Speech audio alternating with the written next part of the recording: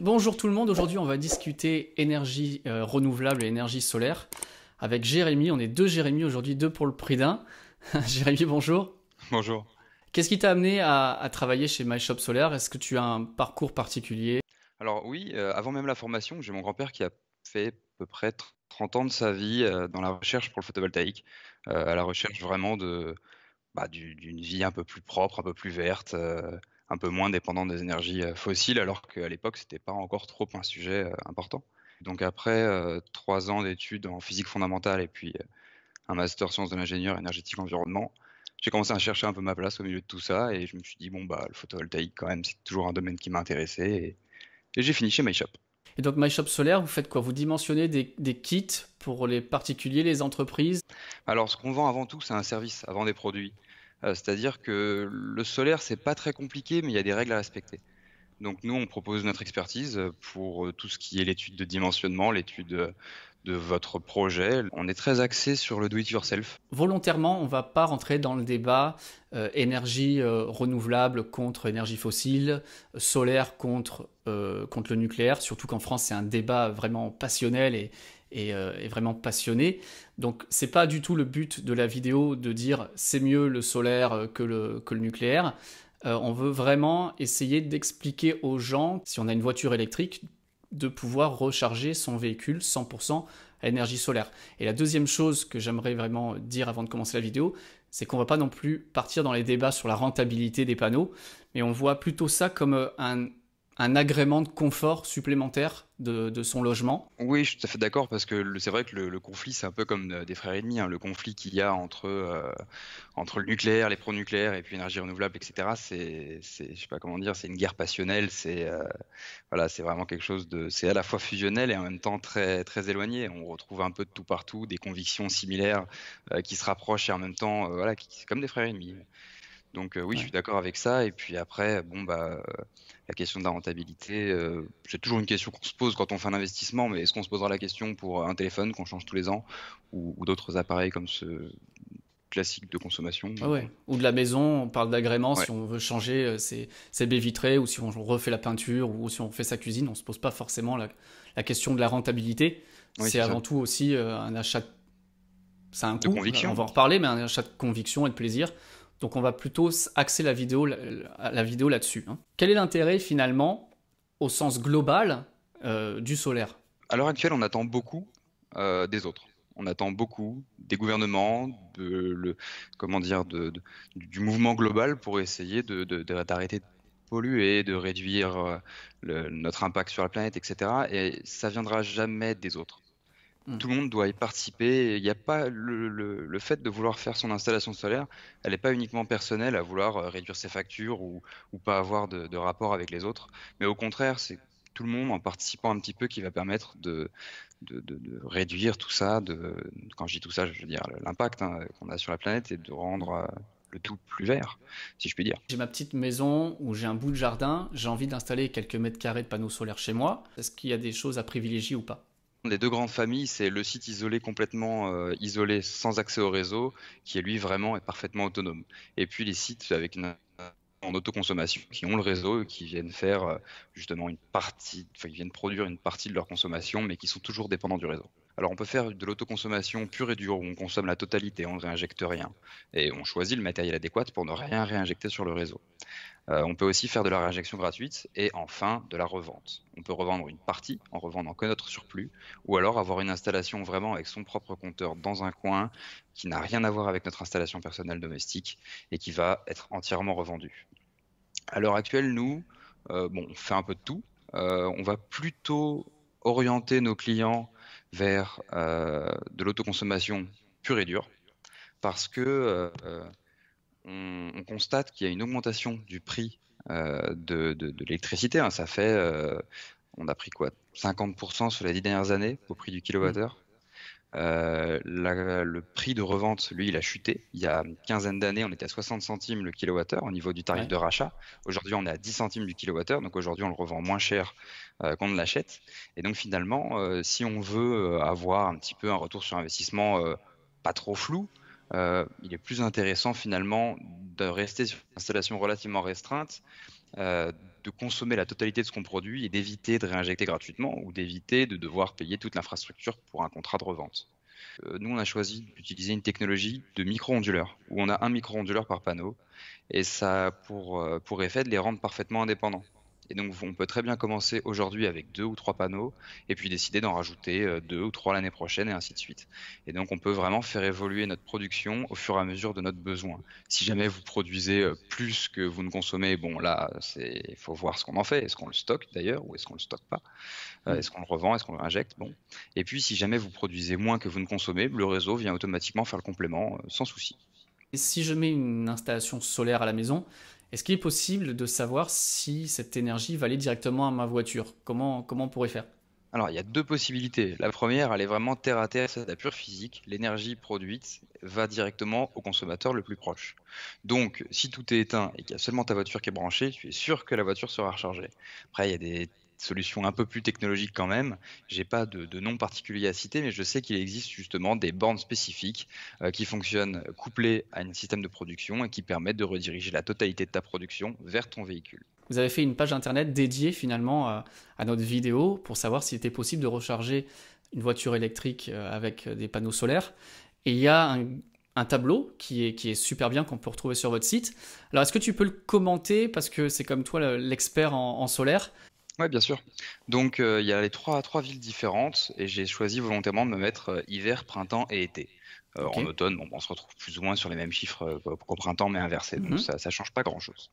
Et donc, on se rend compte qu'à Cannes, par exemple, on varie de 1000 watts crête, donc à peu près 3 panneaux comme celui que j'ai derrière moi, Ok. 1000 watts crête en plein été, qui vont produire les 5000, voire plus, kilowattheures par jour nécessaires à la recharge de la voiture pour le trajet moyen d'un Français pour aller au travail. Il nous faut 1200 watts pendant le printemps, et puis à peine 1600, donc finalement c'est pas beaucoup plus, hein, en plein hiver pour produire ces 5 kWh. Et puis quand on s'éloigne un peu plus et qu'on va au centre de la France, nous sommes à 1200 watts crête de puissance panneau en plein été, 1500 au printemps, et là 3200 en hiver. Hmm. Et la tendance se confirme en remontant vers le nord. Nous passons de 1300 à 1600 pour atterrir à 3900 watts crête pour le plein hiver. Donc on Ok. voit qu'on n'est pas tous logés à la même enseigne là-dessus. Et donc même à Lille, en hiver, il me faudrait quoi? Il me faudrait une dizaine de panneaux, c'est ça? C'est à peu près ça, ouais. C'est à peu près D'accord. ça. Et puis là, on parle de recharge véhicule. On Hmm. parle de 5 kWh de production. Après, par exemple, si je me mets à Lille avec 4 kg, 4 kilos de panneaux presque, il y a un coefficient quasiment 4 en plein été. Et donc là, 4 fois 4, 16, on se retrouve à 16 000 Wh de production en plein été. Parce qu'il y a ça Ouais. aussi, c'est que finalement, si on choisit d'être autonome toute l'année, on va avoir une énorme croissance, une énorme production en plein été qui va totalement effacer tous les consommateurs qu'on a. Et c'est ce qu'on Peut-être voit sur le graphique aussi qu'il y a sur la page, Oui, c'est où on ça, voit bien que dans les mois d'été, ça monte vraiment fortement, quoi. c'est ça. Les différents kits que tu as montrés, quand même, ça a quel coût? On est dans quel ordre de prix? J'ai le kit de 1400 watts à peu près, qui correspond à 4 panneaux, qui coûte lui 2500 euros. Ensuite, ça dépend de la batterie, de la capacité de la batterie, hein. Là, je parle vraiment en termes de production. Pour un kit d'un peu plus de 2000 watts, on est autour des 3500 euros. Ok. Toujours pareil, hein, on parle que de production. Et puis, enfin, pour un kit qui dépasse les 4000 watts, on est sur du 6500 euros à peu près. Le branchement en lui-même et l'entretien est très simple, mais il est d'autant plus simple quand vous le branchez dans le jardin que de faire intervenir un poseur-couvreur sur la toiture, etc. Bon, voilà. On monte tout ça comme un Lego géant dans son Ouais, jardin et c'est fait dans la journée finalement. mais c'est ça, c'est super intéressant parce que franchement, le plus difficile de l'installation quand on le fait soi-même, c'est de le rendre tout esthétique. Bon, évidemment, éventuellement de Hmm. protéger les câbles un petit peu qui se promènent, etc. Mais sinon, c'est vraiment très facile d'accès, c'est assez simple. Il n'y a pas beaucoup de chances de se tromper parce que plus ou moins tout est équipé de détrompeurs. Et donc finalement, nous, je sais que de notre côté, on rédige beaucoup de guides de montage, on fait beaucoup de vidéos, on fait beaucoup de vulgarisation, on assiste les gens au téléphone, etc. Parce que l'installation en elle-même n'est pas compliquée. Tu t'émancipes totalement de tes limitations d'orientation, d'inclinaison de la toiture, etc. Tu te mets Ouais. plein sud avec l'inclinaison que tu veux pour être vraiment dans les conditions de production optimales. Ça permet de Ouais. baisser vraiment de manière importante l'installation si on ne fait pas appel C'est à un vrai. professionnel. On a Mm. survolé vaguement la réglementation. Là, on vient de parler à l'instant de fixation au sol. En fixation de toiture, demande de travaux à la mairie obligatoire, ce qui n'est pas le cas dans le jardin. Ok. Ça, en fait, à partir du moment où ça dépasse 1,80 m de hauteur, il faut une demande d'autorisation auprès de la mairie. D'un point de vue des différentes possibilités d'exploitation de l'énergie que tu produis, comme on l'a dit, il y a la réinjection, la revente, etc., etc. À partir du moment où on veut faire de la revente ou alors on veut faire du stockage, il faut que l'installation soit faite par un professionnel agréé RGE et qui sont les seuls habilités en fait pour faire une demande de raccordement au réseau avec revente. On ne peut Ok. pas le faire nous en tant que particulier. Donc il faut faire attention à ça. Bon, évidemment, nous on communique là-dessus tout le temps. On cerne le projet avec nos clients et puis on les met en garde d'ailleurs là-dessus. Et donc c'est là qu'on a finalement le choix. On va se dire, j'ai envie d'être autonome toute l'année, ou alors j'ai envie d'être autonome que simplement en été. C'est vers ça que vous les aiguillez aussi. Voilà, c'est un choix à choisir entre la volonté de production, etc., etc. Euh, Moi, je sais que j'ai pas mal de personnes avec qui je suis en lien, en liaison, qui, euh, qui ont des installations comme ça, qui fonctionnent absolument toute l'année, qui sont pertinemment au courant que, à part faire exprès, le faire volontairement, ils ne consommeront jamais le surplus d'énergie produit en été. Et à ce moment-là, ils choisissent soit de le revendre, soit de l'injecter gratuitement et de participer quelque part. J'allais dire à l'effort national, c'est pas le cas, mais participer à la transition écologique à son échelle. Après la production, il faut éventuellement la consommation, forcément, hein. Ouais. Et pour consommer, il y en a deux possibilités. Votre véhicule est garé toute la journée à la maison et donc il profite de la recharge, ou alors il va bien falloir le stocker. Ouais, alors ça nous amène à un autre point, parce que c'est vrai que les gens vont dire, ok, c'est très bien, je produis la journée, mais moi la journée, je peux pas recharger ma voiture parce qu'elle n'est pas à la maison. La technologie des voitures permet de développer la technologie des batteries et permet de développer la technologie du stockage et donc les énergies renouvelables. Donc c'est bien là qu'il y a la convergence. C'est exactement ça. Et en plus, on est vraiment au balbutiement de tout ça. Un dernier point que je voudrais aborder avec toi, c'est l'évolution, l'avenir du solaire et de ces systèmes d'énergie. On parle de smart grid, de réseaux intelligents. Quels sont-ils? Vers quoi ça va tendre à ton avis? Il y a de plus en plus d'entreprises qui se rapprochent des microgrids, et donc des réseaux intelligents pour partager l'énergie, pour fonctionner sur des circuits courts, à proximité les uns des autres, etc.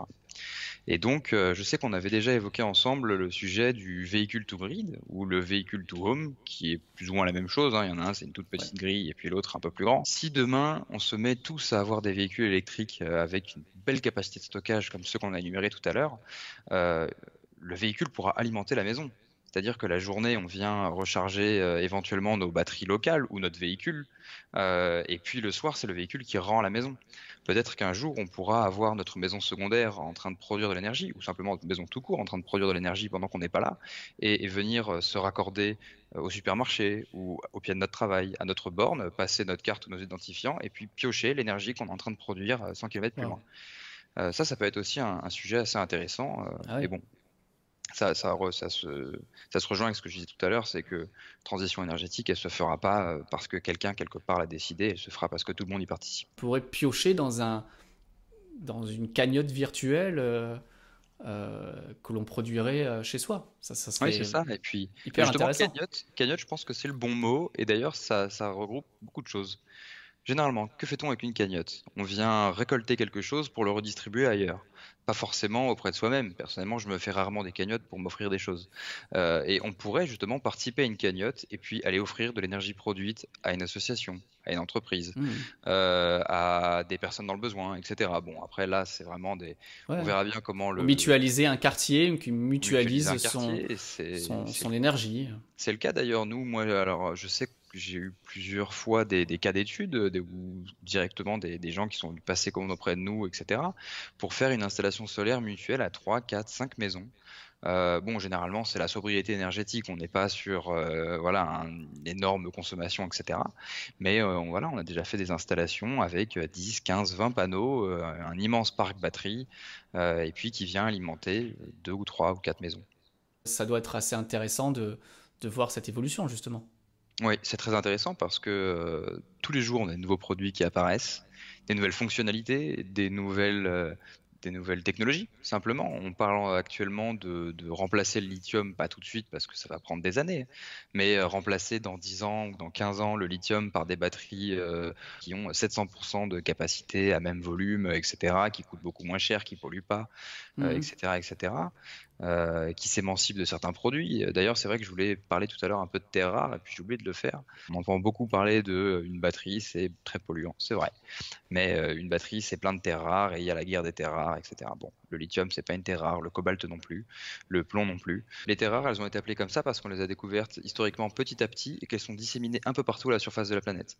Donc ça demande des gros travaux, du travail précis et minutieux et qui, en termes de coût, coûte cher. Et il y a plein de méthodes différentes pour extraire des matériaux, certaines moins chères que d'autres. Évidemment, les moins chères sont les plus polluantes. On peut aujourd'hui améliorer considérablement la production de ces batteries, de tous ces éléments. On peut tout à fait faire des installations et des productions de matières premières beaucoup plus propres que ce qu'on fait maintenant. Encore faut-il que la finance le veuille. Justement, en termes de recyclage de tout ça, bon, nous, on va mettre beaucoup en avant les technologies lithium parce que c'est vraiment des batteries qui tiennent énormément le temps, qui sont très souples d'utilisation et puis qui sont très majoritaires dans les installations en autoconsommation.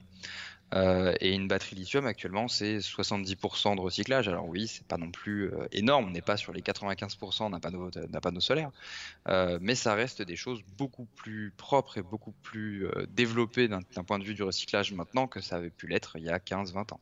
Qu'est-ce qu'il en est d'un panneau solaire et quelle est sa durée de vie aussi? Alors, ce qu'il en est, c'est que bah, ça revient un peu à ce que je disais juste avant, c'est qu'on peut tout faire n'importe comment. On peut maintenant les grandes entreprises spécialisées, vraiment les pionnières du secteur solaire, ou du moins celles qui sont le plus en avant technologiquement parlant, arrivent à faire de la production relativement propre, hein, sans trop de déchets, et puis surtout avec un bon cycle de recyclage. Actuellement, en France, quand on achète un panneau solaire, on paye une éco-participation pour une entreprise qui s'appelle PV Cycle France en l'occurrence, et qui s'occupe de récolter tous les panneaux solaires en France, y compris en Outre-mer d'ailleurs, pour venir justement recycler les panneaux. Ces panneaux, ils sont recyclés à 95% maintenant. Et puis il y a vraiment une prise de conscience des gens parce que on peut aussi s'amuser à se débarrasser de notre matériel dans une déchetterie sauvage. Et voilà, donc il faut aussi que tout le monde participe. Hmm. Mais par exemple, de 2015 à 2019, le chiffre de récolte de panneaux usagés à recycler a été multiplié par 13. Hmm. L'année dernière, fin 2019, on était à 280 000 panneaux récupérés et recyclés pour à peu près un peu plus de 5 000 tonnes. Et on D'accord. estime une récupération à 50 000 tonnes d'ici 2030. Ok. Tout Et la ça, durée de vie de ces panneaux, c'est quoi? C'est des panneaux oui, qui c'est ont vrai. été produits quand? Peut-être pas dire que c'est des bons matériaux, hein, mais les panneaux que j'ai de mon grand-père qui sont encore à la maison, j'en ai un qui date de 1978 et qui produit encore de l'énergie. Alors, j'ai pas les chiffres pour savoir à quel point il produit encore par rapport à l'époque, mais ça Mais il marche fonctionne toujours. toujours. Par exemple, le panneau que j'ai derrière moi, c'est un LG Néon. Il est donné pour 21%, je crois, de rendement, un peu plus que ça. Et puis, il a une garantie pièce de 25 ans Hmm. et une garantie de performance à 90% au bout de 25 ans aussi. Finalement, le seul point un peu obscur sur la vie d'une installation, c'est les batteries. C'est Hmm. pour ça qu'on attend beaucoup du développement des nouvelles batteries, qu'on attend beaucoup de l'abaissement des coûts avec l'augmentation de la production de lithium, même si on s'en servait déjà depuis longtemps avec tous nos appareils mobiles, avec les voitures maintenant, ça commence à faire beaucoup. Et puis on attend aussi beaucoup des smart grids et puis des Hmm. solutions de stockage virtuel. Comment vous voyez, vous, vendeur des solutions solaires, l'arrivée de Tesla sur le marché de l'énergie? Alors, je vois pas mal du tout parce que la raison pour laquelle MyShop Solar a été fondée, c'était avant tout par conviction. On pourrait travailler dans n'importe quel domaine et vendre de n'importe quoi. L'objectif, c'était d'essayer de trouver quelque chose qui produise de l'énergie de manière propre, qui s'entretienne bien à travers le temps, qui vive bien, voilà, que le marché s'ouvre encore plus avec des nouveaux distributeurs, des nouveaux fabricants qui vont jouer la concurrence, améliorer les rendements, pousser vraiment dans les retranchements les technologies pour toujours les améliorer. On peut prendre ça que du meilleur point de vue possible en fait. Nous, on a Hmm. hâte de voir ce qu'ils vont nous apporter, hâte de voir les nouvelles technologies potentiellement, ou les nouvelles fonctionnalités qui pourraient en découler, qu'on n'avait pas vu venir ou qu'on n'avait pas pensé. Et donc, non, justement, on attend beaucoup. On attend beaucoup de ces prochaines années. On attend beaucoup de Tesla, puisqu'ils nous ont toujours fait des belles surprises sur ce qu'ils nous ont annoncé et proposé. Donc voilà, on attend aussi les tuiles solaires, un peu plus de détails, un peu plus de déploiement surtout. Voilà, donc on voit ça très bien et on a hâte de voir ce que ça va devenir. MyShop Solaire, si on est intéressé par vos produits, comment on fait pour vous retrouver? Vous pouvez nous retrouver sur myshop-solaire.com, mais également sur Facebook, sur Instagram et surtout sur YouTube où on communique énormément, on fait beaucoup de vidéos, beaucoup de guides, etc. Je vais mettre toutes les informations dans la description. Et puis encore une fois, merci beaucoup pour cette discussion qui était vraiment très intéressante. Et j'espère qu'on aura l'occasion de rediscuter très prochainement. Ouais, avec grand plaisir. Merci à toi pour l'intérêt, pour la confiance que tu nous as apportée pour ce sujet qui est assez intéressant. De notre côté, ça nous a permis aussi de nous renseigner un peu plus sur le chargement des véhicules électriques, etc. Même si j'ai un de mes collègues qui a une Smart électrique, que moi j'ai une moto électrique, pas forcément des spécialistes du véhicule. Et donc ça nous a permis aussi de nous intéresser à tout ça. Et c'est avec grand plaisir qu'on fera d'autres sujets avec toi sur les véhicules et puis sur l'écomobilité de manière générale.